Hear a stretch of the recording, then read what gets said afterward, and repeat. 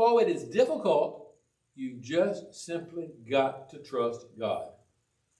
And as we look at the book of Habakkuk, and we're going to go kind of verse by verse with it, perhaps starting next week. But we look at Habakkuk and we see that being set forth. Any thoughts or comments or questions on that? Anybody have any thoughts?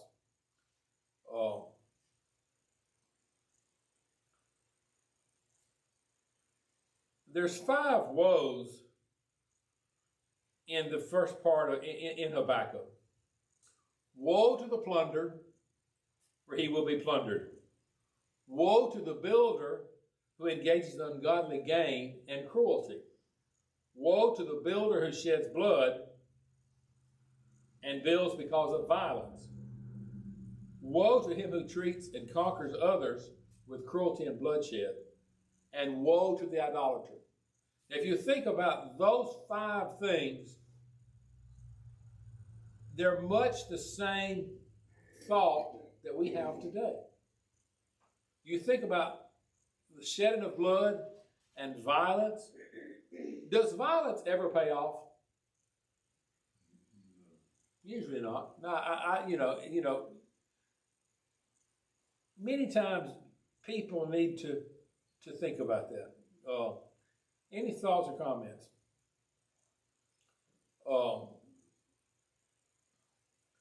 There's 2 points of judgment in the book. One of them is Judah is being judged by the Chaldeans, and the Chaldeans is being judged because of their sinfulness or their wickedness.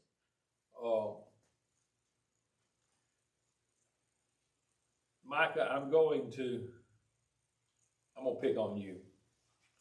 Fill in the blank. Evil is blank.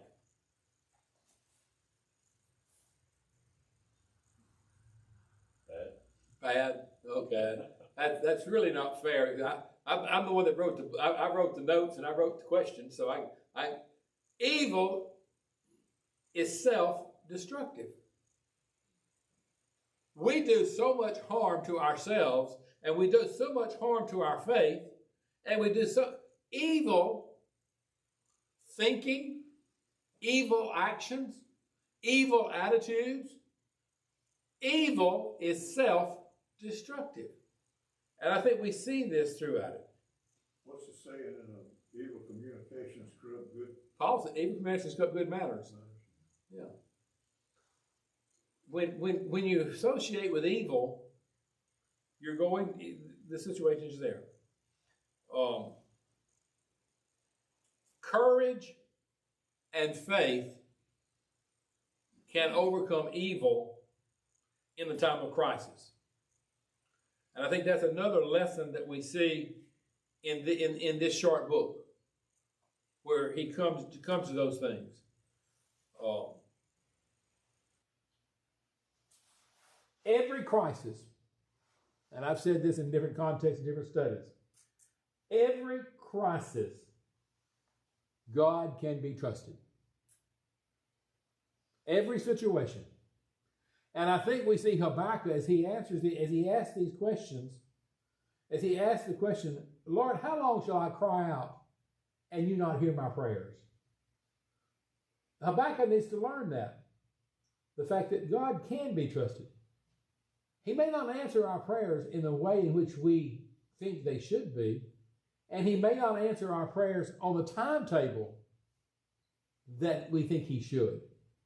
Sometimes a slow response is an answer within itself.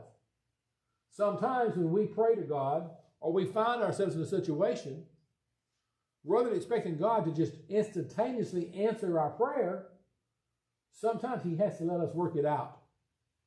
And we have to work it out with fear, we have to work it out with faith, and we have to work it out with courage. We have the faith to trust God, and we have the courage to accept his answer. When we see the terrible judgment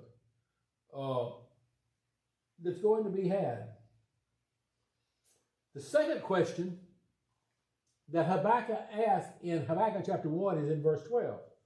Are you not from everlasting, O Lord, my God, my Holy One? We shall not die. Are you not from everlasting to everlasting? He's asking about the nature of God in that particular thought. Anybody, y'all help me out here.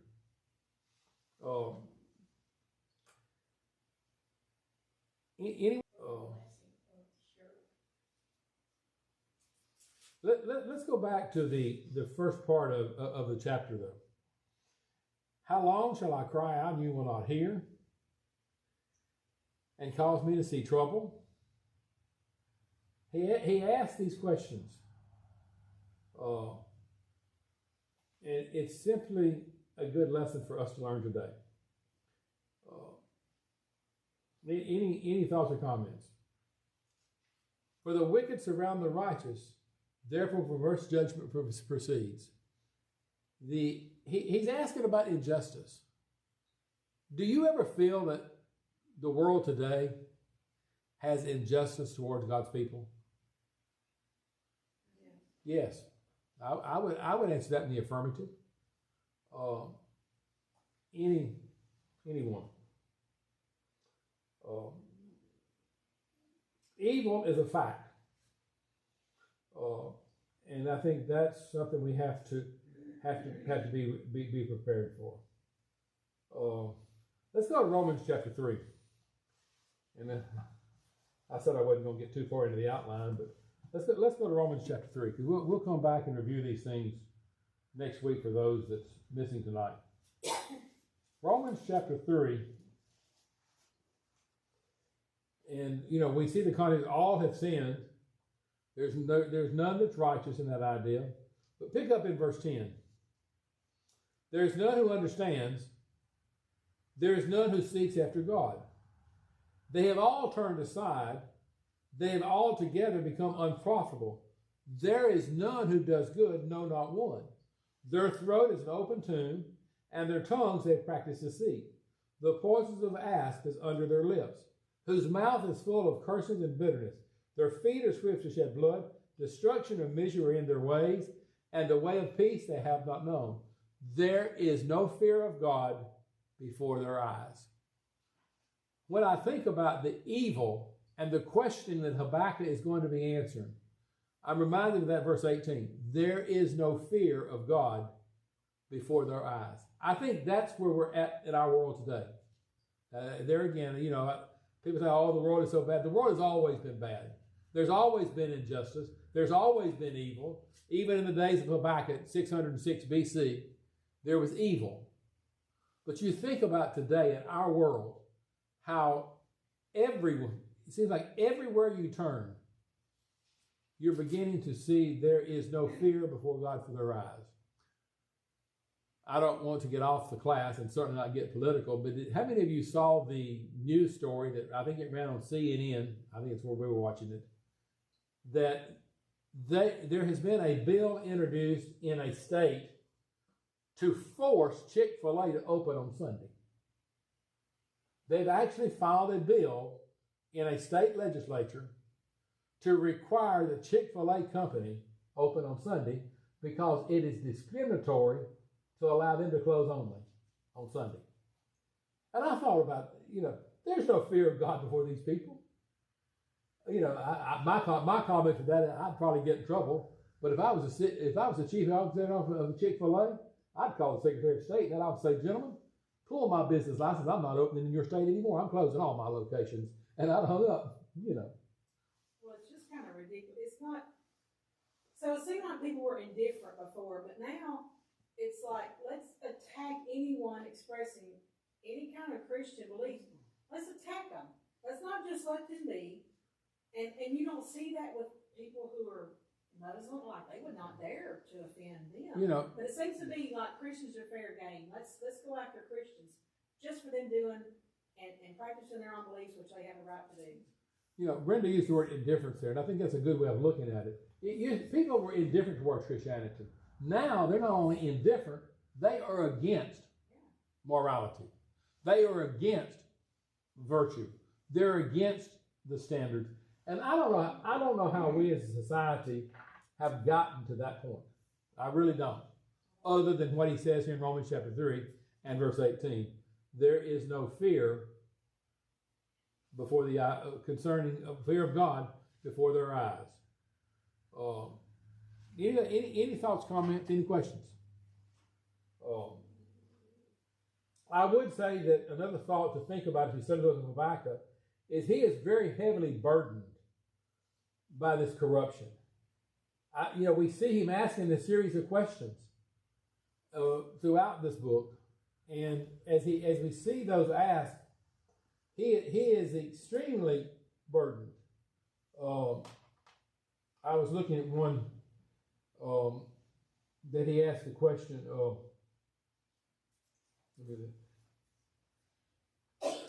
In verse 17 of chapter 1, shall they therefore empty their nest and continue to slay nations without pity? Shall they therefore empty their nest and continue to slay nations without pity? That's there again. These you may think are rhetorical, and in some sense they are, but they're searching questions of this prophet's desire to know why these things are happening. I'm going to use, and we use it a lot, 2 Chronicles 7th chapter verse 14. The text says, if my people which are called by my name shall humble themselves and seek my face, notice the response of that, and turn from their wicked ways, I will answer them, I will hear them from heaven, and forgive their sins and heal their land. We need that lesson today in many, many ways. Any questions? I think it's really discouraging to see that the world is kind of digressing the way they are. But for me, I think they're not Christians. What I expect, I'm not going to hold them to a Christian standard. But I think what's been particularly discouraging is just how the church seems to be getting weaker, and with certain things I bet you there's certain churches that aren't worshiping tonight because of holidays, or sometimes it's called family time. But I think we're the family here, So that to me is sometimes, and also most of the time the Bible it's addressing the people of God, whether it be the church, the New Testament, or the people of Israel, the people of Judah. So I kind of relate it back to us as Christians sometimes, and some of the things you hear about happening with places that bear the name of Jesus, it's just a little discouraging too. I think we've seen evil influence the church in the last generations, perhaps more so than any other time, because it has crept in unaware. It's come in slowly. Even in my lifetime, I've seen tolerance. I'm going to use the word tolerances of certain things that wouldn't have been tolerated, say, 50 years ago. I think of it, and y'all didn't know Brother Pat Patterson, that's Sandy's dad. Brother Uncle Harvey Cole, that's my uncle. My grandfather was here. Willis Ferris, Albin. Those men, by today's standard, they'd be hard noses with this Andy. For sure. I mean, it says what it says, it means what it says, and that's the way that it is. And I think some way we have all become somewhat. I use the word tolerant. I think that's a very very good point. And the way that we're going to turn this away is to begin with our young people. It's going to begin with ourselves, and it's going to begin at home. We can't expect them to do it. So, what is God's answer to these questions? And here again, that's a general question of introduction. The Lord's answer to the problem of evil and to the pleas of his people, God's answer is this: He'll judge all people. The New Testament says, "Vengeance is mine, saith the Lord, I will repay." And that's the reason I go back to the question that we had, and I made in the beginning. Sometimes we simply need to leave God's business alone. Let God handle it. God will take care of it. And God will reward each one accordingly, and He'll make no mistake. Any question? Now here's our thought question. The thought question for next week is this: And it's based on the latter part of chapter 12, chapter 1, and down to about verse 20 of the second chapter. Why does God seem inconsistent by tolerating the wicked? That's a question. Why does God seem inconsistent by tolerating the wicked? Micah, do you think he's inconsistent? Habakkuk did. Habakkuk thinks God is being unfair. You know, he's... It's man's thinking. It's man's thinking.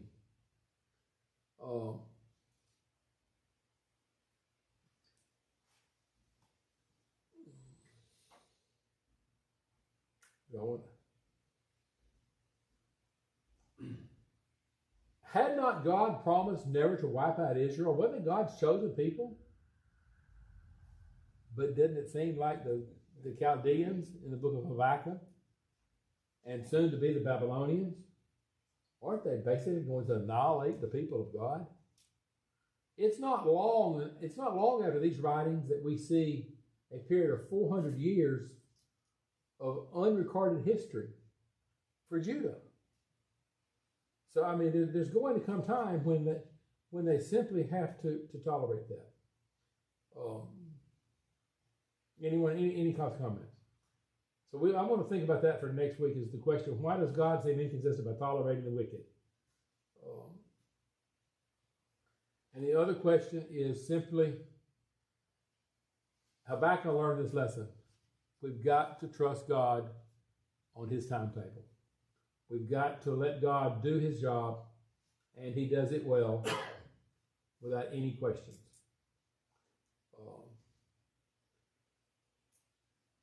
His plan is absolute certainty. There is coming a time when God will judge the world. The world as we know it will end. Justice will be served, and eternity will be begun. The just shall live by faith and not by sight. That's the lesson that we need to learn so many times today. Is we need to learn to live by faith. Any questions? Any comments?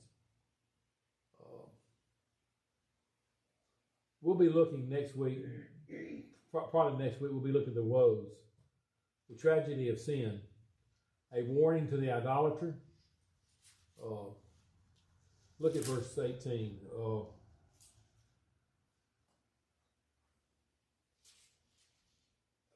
Idolatry, and I'm in Habakkuk chapter 2 at verse 18. What profit is the image that its maker should carve it? The molded image, a teacher of lies, that the maker of its mold should trust in it to make mute idols.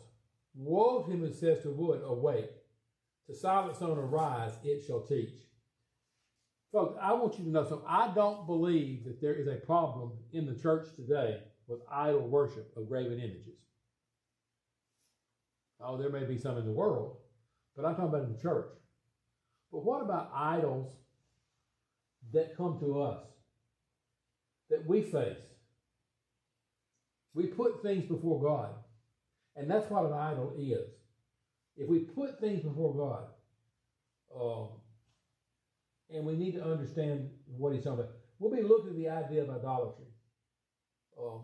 I like that, and here again, it's an Andy. Habakkuk chapter 2 and verse 20. The Lord sits in his holy temple. Let all the earth keep silent before him. Just stand by and watch the handiwork of God. Good and bad. You think about the flood. God destroyed all humanity except Noah and 8 souls in the ark. Why? Because there were ungodliness. God, he repented, he made man. Just stand by and watch the power of God. Folks, God's power is living today. God is working today. God handles problems that we can't even begin to comprehend let alone to handle it. And I think as Habakkuk begins to answer these questions, we see that. And that's where he's at. The Lord is my strength. End of my introduction notes on the book of Habakkuk. Next week we'll begin going actually more in depth into the questions and the woes and the Lord's tolerances of evil. Why would God tolerate the wicked like he did? Now, it's an Andy question. Michael, you ready? Andy question. Does God tolerate evil? Or does he punish evil? Now think about the word tolerate and think about the word punishment.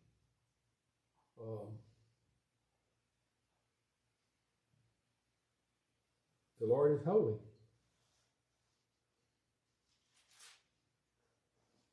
We'll pick up with that, Lord's willing, next Wednesday evening. I'll say that's introduction. I'm quitting about 5 minutes early there, but we'll stop with that for the class tonight.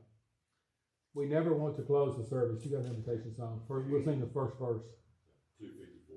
Number 254. We'll sing the first verse. Let's be reminded that God is fair. God is fair. God hears our prayers. God answers our prayers. And God handles our problems. But he does it his way, not our way.